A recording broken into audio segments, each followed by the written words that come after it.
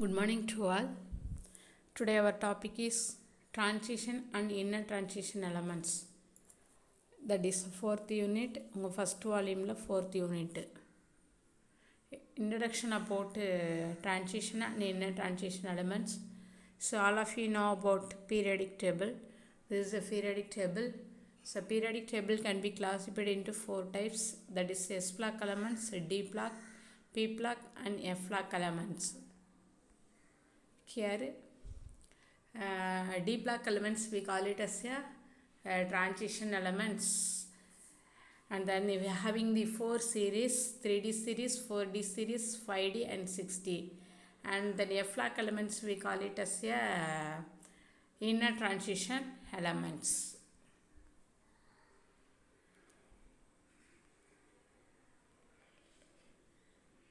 Here 13th to 3 to 12 we call it as a D block elements. So in ancient டைமில் பார்த்திங்கன்னா நிறைய metals வந்து human சிவிலைசேஷன்ஸ்க்கு வந்து use பண்ணாங்க.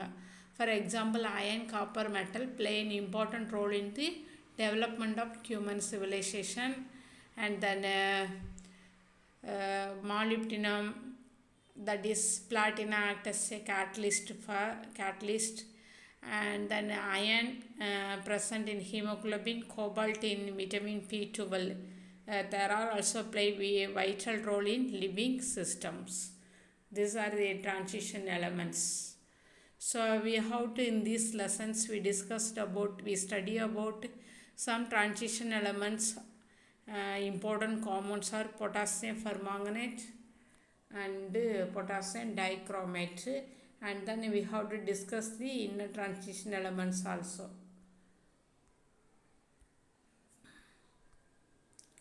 This is a periodic table again. So here this is a D block elements. So 3 to 12 D block elements. We are having the 4 series. First one is 3D series and 4D, 5D series and 6D series. This is a F block elements. So again தான் கொடுத்துருப்பாங்க. நான் already சொன்னது தான். This is also periodic table having the 4 series. So why we are call it as a D block elements are transition elements, because that is here is incompletely d orbital present in electronic configurations. That is incompletely d orbital, we call it as a d block elements or transition elements. We are having the 4 series 3D, 4D and 5D, 6D. So next again இதை தான் கொடுத்துருக்காங்க. So இதில் total of each 3D series containing the 10 elements. So அது என்னன்றதை பின்னாடி பார்க்கலாம். So அதில் வந்து 3D சீரீஸில் பார்த்திங்கன்னா 10 elements இருக்குது. that is scantium to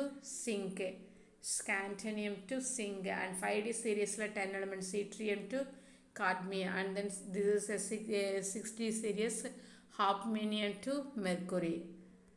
so அதை தான் இங்கே கொடுத்துருக்காங்க. 3D series containing the 10 elements, that is scantium to zinc, and 4D series yttrium to cadmium, 5D series hafnium to mercury, 6D series in the 7th period hafnium, ruthenium, osmium are also belong to these transition elements.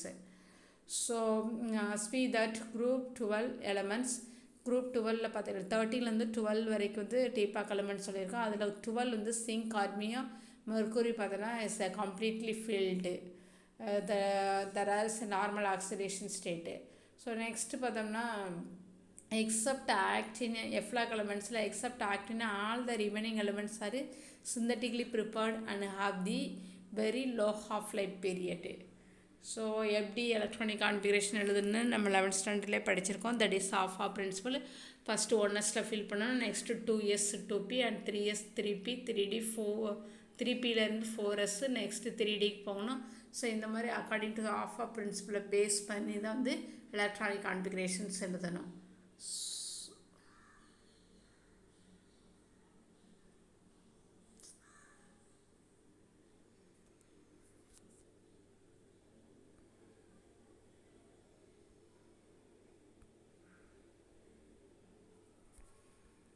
Okay. So next வந்து for example ஸ்கேண்டினேவியத்தோட electronic configuration வந்து argon 3D1 4s2 and சிங்கோட electronic configuration argon 3D10 4s2. நம்ம already சொல்லியிருக்கோம் half filled completely filled வந்து very ஸ்டேபிளாக இருக்கும். So எங்கே பார்த்தோம்னா and then chromium argon 3D5 D ஆர்பிட்டலில் வந்து ஹாஃப் ஃபில்டு, காப்பர் வந்து 3D10 வந்துட்டு that is completely filled, both are is highly stable. இங்கே வந்து என்ன நடக்குன்னா நம்ம 11th ஸ்டாண்டர்டில் படித்தது exchange energy. So here 4s orbital வந்து ஒரு எலக்ட்ரான் 3Dக்கு வந்துட்டு ஆக்சுவலி குரோமியத்தோட electronic configuration argon 3D4 4s2 இருக்கும். அக்கார்டிங் டு த ஸ்டெபிலிட்டிக்காக எஸ் ஆர்பிட்டல்ந்து ஒரு எலக்ட்ரான் வந்து டி ஆர்பிட்டலுக்கு எக்ஸ்சேஞ்சாக இருக்கும். அதே மாதிரி தான் காப்பர்லையும் 3D9 4s2 இருக்கும். இங்கேருந்து ஒரு எலக்ட்ரான் ஆக்சுவலி இங்கே 4s1 3D10 4s1. ஸோ இங்கேருந்து ஒரு எலக்ட்ரான்ஸ் வந்து டி ஆர்பிட்டலுக்கு வந்து எக்ஸ்சேஞ்சாக இருக்குது. இது வந்து சிமெட்ரிக்கல் டிஸ்ட்ரிபியூஷன் சொல்லுவாங்க, or exchange of electrons. So next வந்து எப்படி எலக்ட்ரானிக் ஒவ்வொன்றுடைய எலக்ட்ரானிக் ஜென்ரல் எலக்ட்ரானிக் கான்ஃபிகரேஷன்ஸ் கொடுத்துருப்பாங்க. எஸ் ஆர்பிட்டால்னா NS2, பி ஆர்பிட்டால்னா NS2 NP6, டி ஆர்பிட்டால் வந்து N-1 D1 to 10 NS2. This is general electronic configuration for transition elements. F-lock வந்து NS2 N-1 T1 to 10 and N-2 F1 to 14. So next வந்து general properties பார்த்தோம்னா இதில் 9 properties இருக்குது. அதில் metallic behaviour, variation of atomic ionic size, ionization enthalpy, oxidation state, standard electrode potential of transition metal, magnetic property, catalytic properties, alloy formation of industrial compounds. So இந்த 9 properties வந்து let us discuss one by one. So இதில் first வந்து metallic properties. Transition metals எல்லாமே வந்துட்டு all are good metals, that good conductor of எல்லாமே மெட்டலாக இருக்கிறதுனால that good conductor of heat and electricity. அது அன்லைக் ஆல்கலி மெட்டல்ஸ் எஸ்பிளாக் பார்த்திங்களா, அது மாதிரி இல்லாமல் எல்லாமே வந்து இந்த மெட்டல்ஸ் டிரான்சிஷன் மெட்டலில் வந்து எல்லாமே ஹார்டாக இருக்கும் accept 11th group. So 11th குரூப்பில் இருக்க காப்பர், கோல்டு, சில்வர் இந்த மெட்டல்ஸ் வந்து கொஞ்சம் சாஃப்டாக இருக்கும். ரிமைனிங் எல்லாமே வந்து ஹார்டாக இருக்கும். ஸோ இது எல்லாமே பார்த்திங்கன்னா ஹைலி எலக்ட்ரிக்கல் கண்டக்டிவிட்டியாக இருக்கும். அப்புறம் இங்கே வந்து நம்ம சாலிட் ஸ்டேட்டில் படித்தோமா hexagonal cubic packing, CC packing, body centred BCC. So இது எல்லாமே ப்ரெசண்ட்டாக இருக்கும். ஸோ இதெல்லாம் அந்த 4 series of transition elements 3D series, 4D and 5D and 6D series. So next பார்த்தோம்னா மெட்டலிக் பாண்டிங் கேரக்டர் வந்துட்டு மேக்ஸிமம் என்ன சொல்லுவாங்கன்னா ஃபஸ்ட்டு வந்துட்டு மெட்டலிக் பாண்டிங் கேரக்டர் வந்து இன்க்ரீஸ் ஆகும், அப்புறம் வந்துட்டு டிக்ரீஸ் ஆகும். அதுக்கு என்ன ரீசன்ஸ் பார்த்தோம்னா மிடில் எலிமெண்ட்ஸோட மெட்டலிக் கேரக்டர்ஸ் வந்து அதில் பாய்லிங் பாயிண்ட் வந்துட்டு ஹையாக இருக்கும். அதுக்கு என்ன ரீசன்னா இப்போ டிரான்சிஷன் எலிமெண்ட்ஸு 3D சீரீஸில் பார்த்தீங்கன்னா 10 இருக்குன்னு சொன்னான். அதில் ஃபஸ்ட்டு ஸ்கேண்டனியன் டு குரோமியா வரும்போது மெட்டலிக் கேரக்டரும் அதோட மெல்டிங் பாயிண்ட் வந்து ஸோ ஃபஸ்ட்டு இன்க்ரீஸ் ஆகும். அதுக்கு என்னென்னா due to the presence of unpaired electron D orbital, D ஆர்பிட்டலில் T1 T2 இந்த மாதிரி அன்பேர்டு எலக்ட்ரான்ஸ் இருக்கும். அதனால் அதோட மெட்டலிக் கேரக்டரும் பாய்லிங் பாயிண்ட் வந்து மெல்டிங் பாயிண்டில் இன்க்ரீஸ் ஆகும். ஸோ நெக்ஸ்ட்டு வந்துட்டு குரோமியத்தில் வந்துட்டு ஹைலி ரொம்ப இன்க்ரீஸ் ஆகும். ஏன்னா குரோமியம் என்ன சொல்லியிருக்கோம் நம்ம ஹாஃப் ஃபீல்டுன்னு படிச்சிருக்கோம், அங்கேயும் இன்க்ரீஸ் ஆகும். So next down the group வர வந்து டிக்ரீஸ் ஆகிட்டே போகுது. அதுக்கு என்ன ரீசன்ஸ்னால் குரோமியத்துக்கு அப்புறம் எல்லாமே டிஆர்பிட்டெல்லாம் பேரிங் ஆகிடும். பேரிங் ஆகும்போது அதோடைய மெட்டலிக் கேரக்டரும் மெல்டிங் பாயிண்ட் வந்து டிக்ரீஸ் ஆகும். இதுதான் reasons. So next variation of atomic and ionic size பார்த்தோம்னா நம்ம ஆல்ரெடி சொல்லி படிச்சிருக்கோம். அட்டாமிக் ரேடியன் என்ன, அயனிக் ரேடியன் என்ன, அயனைசேஷன் என்தால்பி, எலக்ட்ரான் அஃபினிட்டி, இது எல்லாமே 11th ஸ்டாண்டர்டில் படிச்சிருக்கோம். So here also atomic and ionic size பார்த்தீங்கன்னா பீரியடிக் டேபிளில் ஹரிசாண்டல் ரோ வந்து பீரியடுன்னு சொல்லுவோம், வெர்டிகல் காலத்தை வந்து குரூப்னு சொல்லுவோம். ஸோ இப்போ பீரியடில் இங்கே வந்து அட்டாமிக் அயனிக் ரேடியன் வந்து டிக்ரீஸ் ஆகும். அதுக்கு என்ன ரீசன்ஸ்னால் so increasing nuclear charge and extra electrons added to the same subshells, that is the reasons. And down the group வரும்போது அட்டாமிக் அயனிக் ரேடியஸ் வந்து இன்க்ரீஸ் ஆகும். அதுக்கு ரீசன்ஸ் வந்து if increasing the atomic number size of the atom will be increases, that is the reasons. So நம்ம already சொன்னது தான். So இங்கே எல்லாம் பார்த்தீங்கன்னா அட்டாமிக் நம்பர் வந்துட்டு அதாவது ஹரிசாண்டலில் போகும்போது டிக்ரீஸ் ஆகிட்டே போயிட்டே இருக்கும். அதுக்கு என்ன ரீசன்ஸ்னால் increase in nuclear charge and extra electron ஆர்டர் to the same subshell. So அதில் இது தான் இங்கே ஆன்சர்ஸும் கொடுத்துருப்பாங்க. Increasing in nuclear charge increases ஸ்லைட்லின்னு கொடுத்துருப்பாங்க. ஸோ நெக்ஸ்ட்டு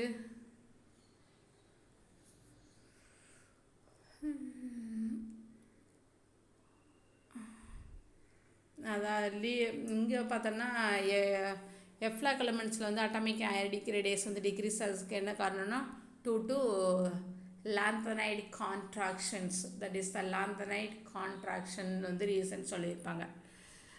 ஃபஸ்ட்டு வந்து ஃபஸ்ட்டு ப்ராப்பர்ட்டி வந்து அட்டாமிக் அயனிக் சைஸ் வந்து பீரியடில் டிக்ரீஸ் ஆகும், குரூப்பில் வந்து இன்க்ரீஸ் ஆகும். பீரியடில் டிக்ரீஸ் ஆகிறதுக்கு ரீசன்ஸ் இன்க்ரீஸ் நியூக்ளியஸ் ஆச்சு, இப்போ எக்ஸ்ட்ரா எலக்ட்ரான் ஆர்டர் டு தி சேம் சப்செல். இப்போ ஏன் வந்து குரூப்பில் இன்க்ரீஸ் ஆகிறதுக்கு ரீசன்ஸ் வந்துட்டு அட்டாமிக் நம்பர் இன்க்ரீஸ் ஆக the size of the atom will be increases, that is the reasons. Next வந்து அயனைசேஷன் என்தால்பி. அயனைசேஷன் என்தால்பி பார்த்திங்கன்னா பீரியடில் வந்துட்டு இன்க்ரீஸ் ஆகும், பீரியடில் அயனைசேஷன் என்தால்பி இன்க்ரீஸ் ஆகும், குரூப்பில் வந்து டிக்ரீஸ் ஆகும். ஸோ பீரியடில் வந்து இன்க்ரீஸ் ஆகுதுக்கு என்ன அதே ரீசன் தான். நியூக்ளியர் சார்ஜ் வந்து இன்க்ரீஸ் ஆகும்போது நியூக்ளியஸ்க்கு அவுட்டமோஸ்ட் எலக்ட்ரானுக்குள்ள அந்த ஃபோர்ஸ் ஆஃப் அட்ராக்ஷன் வந்து ஹையாக இருக்கும். ஆனால் டவுன் த குரூப்பில் சைஸ் ஆஃப் த ஆட்டம் வந்து பெருசாக இருக்கும் போது அந்த நியூக்ளியஸ்க்கு அவுட்டமோஸ்ட் எலக்ட்ரானுக்குள்ள ஃபோர்ஸ் ஆஃப் அட்ராக்ஷன்ஸ் வந்து அவ்வளோவா இருக்காது. அதனால் டவுன் த குரூப் வரும்போது அயனைசேஷன் என்தால்பி வந்து டிக்ரீஸ் ஆகும், பீரியடில் வந்து இன்க்ரீஸ் ஆகும். ஸோ அதுதான் இங்கேயும் கொடுத்துருப்பாங்க. அப்புறம் பார்த்தோம்னா ஃபஸ்ட்டு அயனைசேஷன் என்தால்பியோட செகண்ட் அயனைசேஷன் என்தால்பி வந்து ஹையாக இருக்கும். அதுக்கு என்ன ரீசன்னா, இப்போ ஃபஸ்ட்டு வந்து ஒரு கேஸஸ் ஆட்டத்துலேருந்து, இப்போ ஃபார் எக்ஸாம்பிள் காப்பர்னு ஒரு கேஸஸ் ஆட்டம், இதுலேருந்து ஒரு எலக்ட்ரானை ரிமூவ் பண்ணுறது வெரி ஈஸி. அதுக்கப்புறம் அது அயான்ஸாக கன்வெர்ட் பண்ணும்போது, ஒரு எலக்ட்ரானை ரிமூவ் பண்ணும்போது அது அயன்ஸ், எந்த ஒரு மெட்டலுமே ஒரு எலக்ட்ரானை லாஸ் பண்ணும்போது it carrying the positive charge, so கேடையனாக கன்வெர்ட் ஆயிரும். ஸோ இப்போ இங்கேருந்து எலக்ட்ரான்ஸ் வந்து ஃபில் பண்ணி ரிமூவ் பண்ணுறது very very difficult. So first ionization energy compare பண்ணும்போது second ionization energy is very very high, so most ஸ்டேபிளாக கூட இருக்கும். ஸோ நெக்ஸ்ட்டு வந்து ஆக்சிடேஷன் ஸ்டேட்டு. ஆக்சிடேஷன் ஸ்டேட் பார்த்தோம்னா லாந்தனைடு பார்த்தீங்கன்னா ஸ்கேண்டே வந்து +3 ஆக்சிடேஷன் ஸ்டேட்டில் இருக்கும். ஸோ இந்த மாதிரி நிறைய வேரியபிள் ஆக்சிடேஷன் ஸ்டேட் வந்து ஃபார்ம் ஆகும். ஸோ இதில் வந்து டிரான்சிஷன் எலிமெண்ட்ஸோட variable oxidation state +3, +2, +4, +5, +7, +3 up to +7 வரைக்கும் போகும் ஆக்சிடேஷன் ஸ்டேட்டு. ஸோ இது எல்லாமே வந்து ஆக்சிடேஷன் ஸ்டேட்டை கொடுத்துருக்காங்க. ஸோ ஃபார் எக்ஸாம்பிள் நீங்கள் பார்த்தீங்கன்னா ஸ்கேண்டனி வந்து +3 ஆகும், மேங்கனீஸ் வந்து +2 இருந்து +7 வரைக்கும் போகும், காப்பர் வந்து +1 அண்ட் +2 இருக்கும். இந்த மாதிரி ஒவ்வொரு எலிமெண்ட்ஸோடைய ஹாஃப் ஃபீல்டு கம்ப்ளீட்லி ஃபீல்டாக இருக்கும்போது ஸ்டேபிள் எலக்ட்ரானிக் கான்ஃபிகரேஷனாக இருக்கும். அண்ட் தென் இதெல்லாம் compounds of oxidations. So next இங்கே ஒரு கொஷின்ஸ் கொடுத்துருக்காங்க. Mn2+ is more stable then Mn3+. So அதுக்கு என்ன ரீசன்ஸ்? Mn2+ வந்து மோஸ்ட் ஸ்டேபிளாக இருக்குது எதை கம்பேர் பண்ணும்போது Mn3+-ஐ கம்பேர் பண்ணும்போது. அதுக்கப்புறம் Fe3+ மோஸ்ட் ஸ்டேபிள் தென் Fe2+. அதுக்கு ரீசன்ஸுமே கீழே ஆன்சர்ஸ் கொடுத்துருக்காங்க. ஸோ Mn2+ வந்துட்டு ஹாஃப் ஃபீல்டாக இருக்கிறதுனால தான், ஹாஃப் ஃபீல்டு டி ஆர்பிட்டலில் இருக்கிறதுனால தான் மோஸ்ட் ஸ்டேபிளாக இருக்கும். ஸோ இங்கே Fe3+ வந்து மோஸ்ட் ஸ்டேபிளுக்கு வந்து அங்கேயும் வந்து ஹாஃப் ஃபீல்டு எலக்ட்ரானிக் கான்ஃபிகரேஷன்ஸ் வந்து ஆன்சர்ஸே கொடுத்துருப்பாங்க. ஸோ நெக்ஸ்ட்டு வந்து ஸ்டாண்டர்ட் எலக்ட்ரோடு பொட்டென்ஷியல்ஸு. ஸோ இங்கே நம்ம 11th ஸ்டாண்டர்டில் படிச்சிருக்கோம். இப்போ increasing the positive charge that is oxidations, இப்போ decreasing the positive charge that is the reductions அப்படின்னு சொல்லிலாம் படிச்சிருக்கோம். ஒரு சப்ஸ்டன்ஸ் வந்து ஆக்சிடைசிங் ஏஜென்ட்ஸாக இருந்துச்சுன்னா தட் இஸ் த ரிடக்ஷன். ஒரு சப்ஸ்டன்ஸ் வந்து ரெடியூசிங் ஏஜென்ட் தான் அங்கே வந்து ஆக்சிடேஷன் ரியாக்ஷன் நடக்கும். ஸோ இங்கே வந்து ஒவ்வொரு மெட்டல்ஸுமே வந்து ஸ்ட்ராங்கு எலக்ட்ரோடு பொட்டென்ஷியலாக வந்து ஆக்ட் ஆகும். பவர்ஃபுல் ரெடியூசிங் ஏஜென்ட்ஸ் எல்லாமே மெட்டல்னு சொல்லியிருக்கோமா, that is a powerful reducing agents. D block elements எல்லாமே is a powerful reducing agents. So இப்போ மாங்கனீஸு, சில்வரு, இது எல்லாமே that is a எலக்ட்ரோடு. இந்த ஒவ்வொரு எலமெண்ட்ஸோடைய இந்த எலக்ட்ரோடு பொட்டன்ஷியலோட வேல்யூஸ் வந்து இங்கே கொடுத்துருப்பாங்க.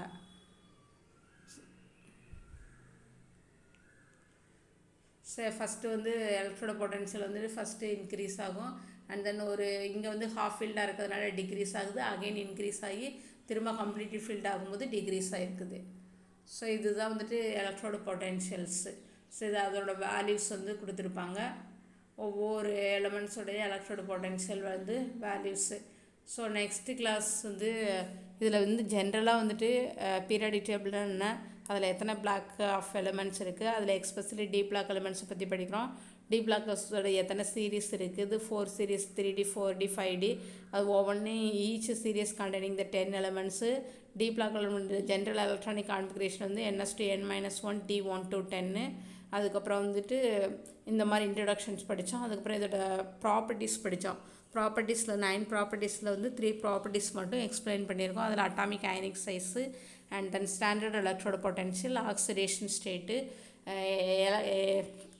அயனைசேஷன் என்தால்பி இதெல்லாம் டிஸ்கஸ் பண்ணியிருக்கோம். நெக்ஸ்ட்டு ப்ராப்பர்ட்டிஸ் வந்து நெக்ஸ்ட் கிளாஸில் டிஸ்கஸ் பண்ணலாம். Thank you all. We will continue the next session.